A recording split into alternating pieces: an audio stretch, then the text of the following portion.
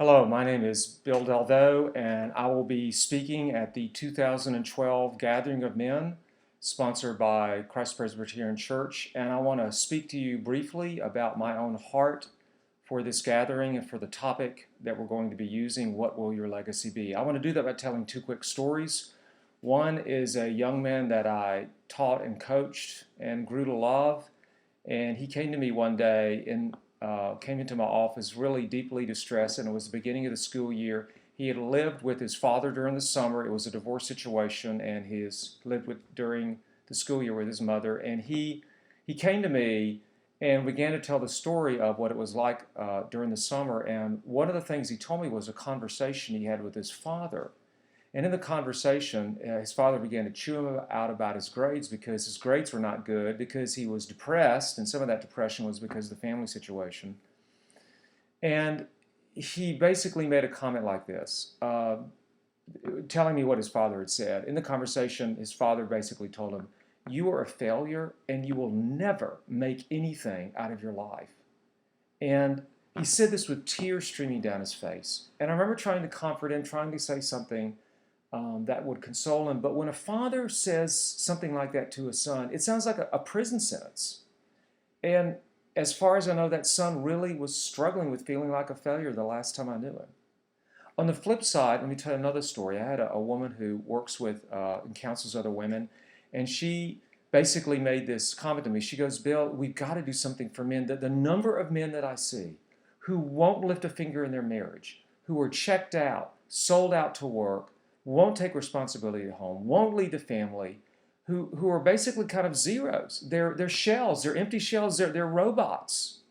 What can we do?" And these two stories illustrate what I call the two general types of men. One is what I call the violent man, the other is what I call the silent man.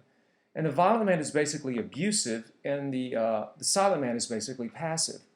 And the reason why this is so critical is because when we speak about legacy, we think of, every man wants to make a mark. Every man wants to be known as doing something significant. Every man wants to, in a sense, know that his life matters. And so we primarily think of legacy in terms of fame, achievements, accomplishments, but that's not the legacy, the most important legacy that we can leave at all. The most important legacy that we can leave is the effect we have on those around us, particularly those very close to us. And as you can see, the effect most men leave on those around us is not life-giving. It's tragic. It's destructive. It's not an oasis of life. It's a desert.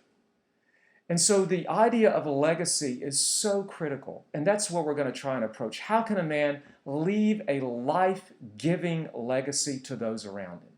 And the last point I want to make is this. I want to propose the hope at this gathering that every man can take a journey to own himself as a man.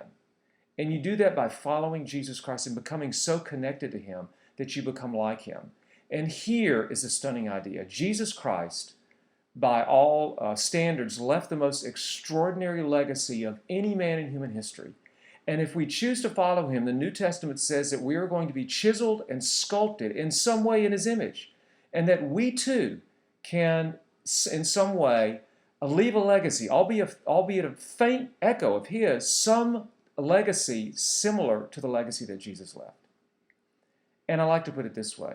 We can all become extraordinary men, leaving extraordinary legacies. That's what I want to talk about at this 2012 Gathering of Men.